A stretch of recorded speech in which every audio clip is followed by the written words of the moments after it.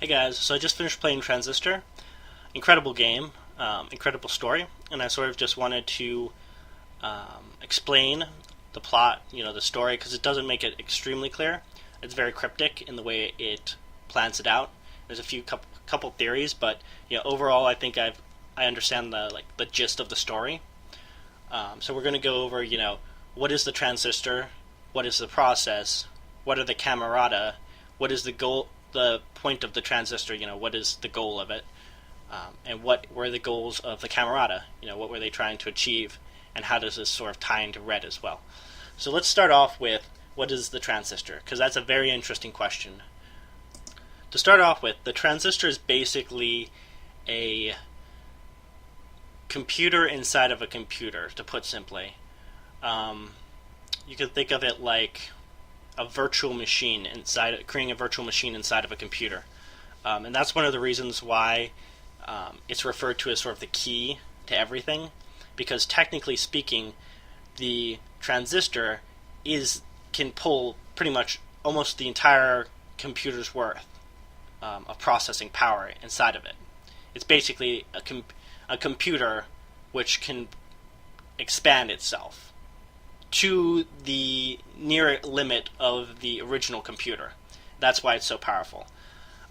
As you know, Cloud City is basically it's a computer. You know it's a computer because everyone is a program, and the city. You could tell it's all kind of computerish, and essentially, I'm guessing what sort of happened is that either they transferred originally people sort of transferred their consciences into this computer and then had kids and stuff like that, or two, that they were sort of artificial intelligence that just grew sort of over time. And I would probably say that it's the second one, that they sort of just came out of nothingness and developed inside of the computer. So anyway, that's what the transistor is. It's a computer inside of a computer. If you look at it closely, you'll notice that it actually resembles sort of a USB, which is basically a hard drive inside of like a miniature hard drive. Basically, that's what a USB is. So let's go into the Camarada. What were the Camarada's goals? What were their intentions? What's their story, really? So after reading all of the sort of profiles and stuff, I've kind of pieced it together pretty well. So here's the story. Basically, Brackett, and we'll start off with Brackett because he's kind of separate from a lot of the other people. He was an engineer, and he sort of was the lead, or probably one of the most leading scientists sort of in understanding what the world around them, like where they existed, because let's not forget they're computer programs, so they don't know about the real world. And Brackett sort of understood the process of building inside the city, because essentially, when you believe something exists, it builds it. Because people, and then the voting system sort of came into play, and people, they vote for, what the color of the sky is, if there's going to be a bridge, stuff like that. And he came to realize that, the system was always changing. And one year someone would want railroad, the next year someone would want a park, and it was like this continual cycle. And in fact, if you look at Cloud City, you'll see that there is a lot of build-up, and it's somewhat messy, quite a bit of grid work, essentially. So Brackett basically devised these sort of standardized buildings that wouldn't change. They would be static. They would not change just because somebody wanted them to change, and they would be good overall for Cloud City. But because it lacked the customization, it was sort of turned down by the population.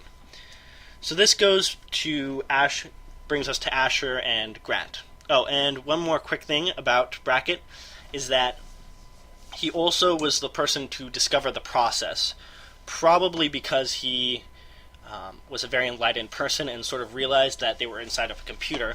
And what it seems to me is what happened is that because your guide, the sword, basically mentions that the process isn't really from this world, basically Brackett discovered the process, and the process I assume there's two theories behind this. Is that one is that the process it helps build the city. Um, maybe you can't see the process because it's in a different dimension, but it helps build things. Or two, and this is the one I sort of believe in a bit more, is that the process is part of the computer world, such as they are, but has a different function. So you know how like maybe they're like in the hard drive somewhere, and the process is basically ironing out errors, repairing damage, stuff like that.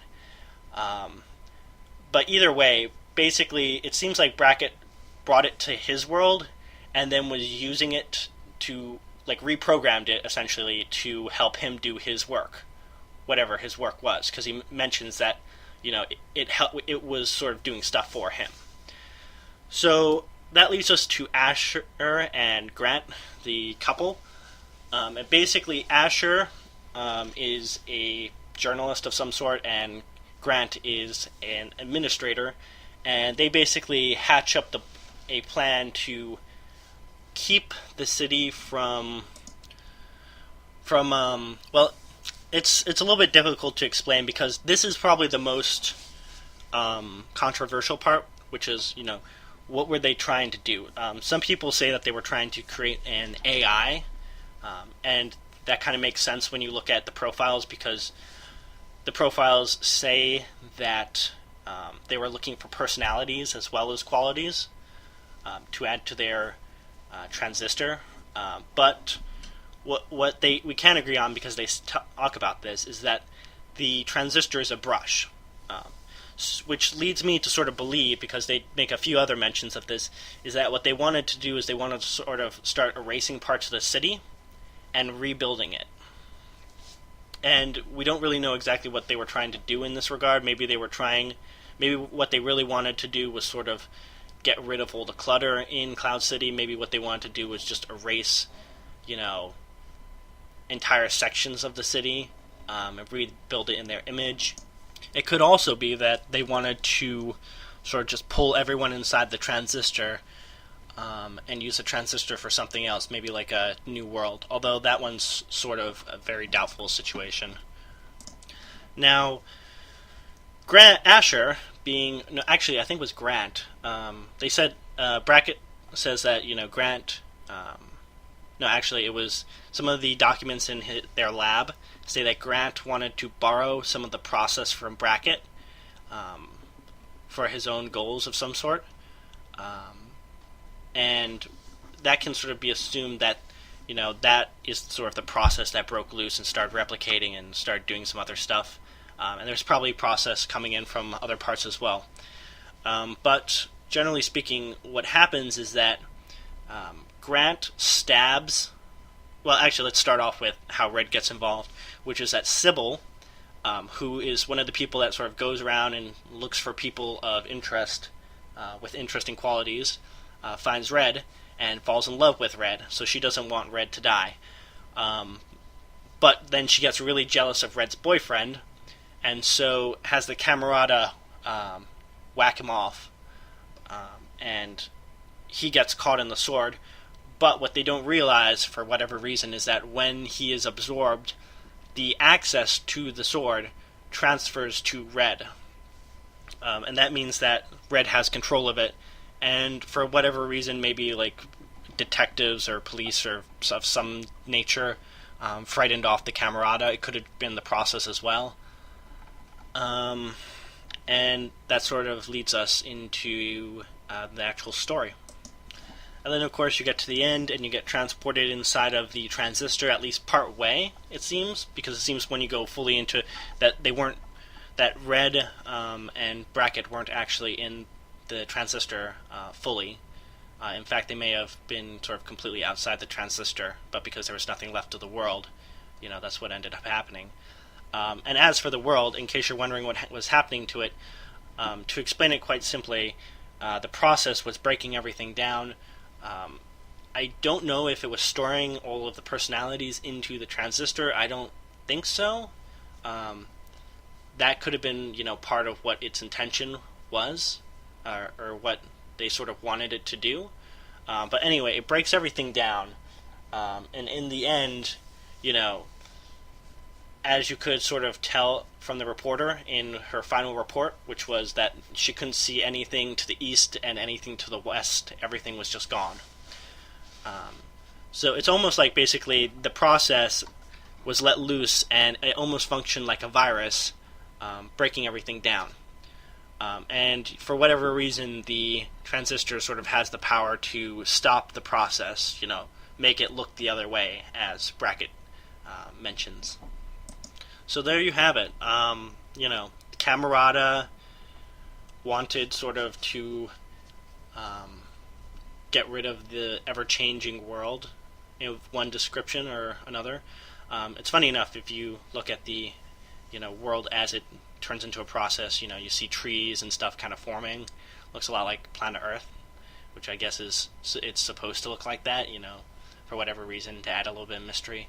The process is basically, I'm very certain about this. It's part of the computer, but it's not supposed to be in their kind of hard drive space. It should be in some other. It should be doing something else, basically, like somewhere else in another part of the computer, but not in like the Cloud City. And the transistor is basically a computer inside of a computer, with probably a few other abilities that we don't really understand. We do know it's basically a brush, so you know it can create stuff. Full administrator access, basically. So that's it. I hope that sort of helped with you guys. Let me know what you think, or what you think of the transistor, or basically what they were attempting to do. That's it for now.